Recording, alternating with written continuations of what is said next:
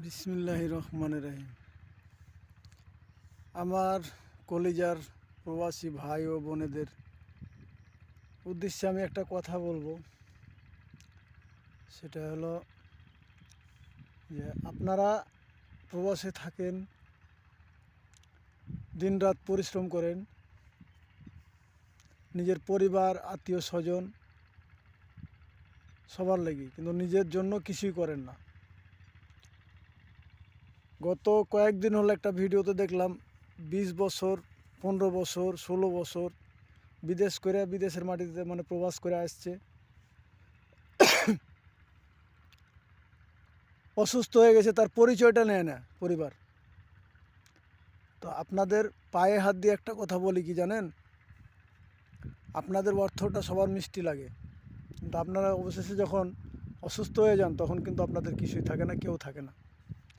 তা আপনাদের উপার্জিত অর্থ তিন ভাগের এক ভাগ আপনারা আপনাদের অ্যাকাউন্টে রাখবেন, তাহলে আপনাদের এই এই দুর্দিনের মুখ আপনাদের দেখতে হবে না। আমি আশা করি চেষ্টা করবেন সবাই, বা 4 ভাগের 1 ভাগও যদি আপনারা রাখেন তাহলে কিন্তু আপনাদের এই দুর্দিন দেখতে হবে না। আপনারা হলেন দাতা, আপনারাই প্রতিটা মানুষের, আমি যতগুলো এই যাবৎ অনলাইনে যুক্ত হয়ে যতগুলো ভিডিও দেখছি,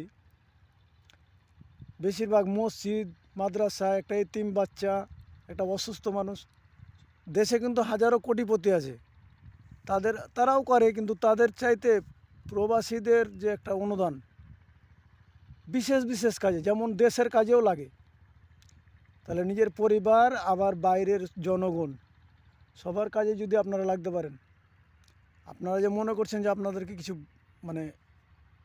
উপদেশ দিচ্ছি, উপদেশ না, এটা আপনাদের ভালো, এবং এর কারণে বলছি, আমার মনে যেটা হয়েছে সেটা আমি বলছি আপনাদেরকে।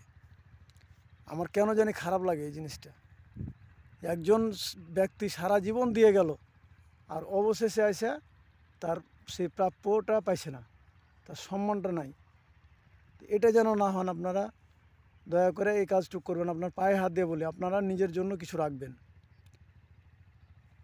বাবা মা সবাইকে দেন, দিতে নিষেধ করব না, আপনারা পারবেন, আপনাদের সামর্থ্য আছে, দিবেন, ভালো কথা, কিন্তু আপনাদের নিজের জন্য কিছু করেন ভাই।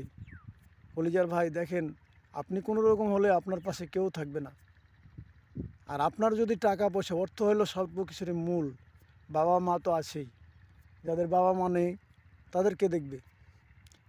যদি আপনার অর্থ না থাকে, আপনার পরিবারও আপনার পাশে থাকবে না। এমন খুব কম আছে যারা থাকে, তবে এটাই সত্য, অর্থ লাগবে। তা আপনাদের নিজের কাছে রাখবেন, আপনারা এভাবে এগিয়ে যাবেন। সবাইকে আসসালামু আলাইকুম। বেশি বেশি শেয়ার করবেন ভিডিওটা।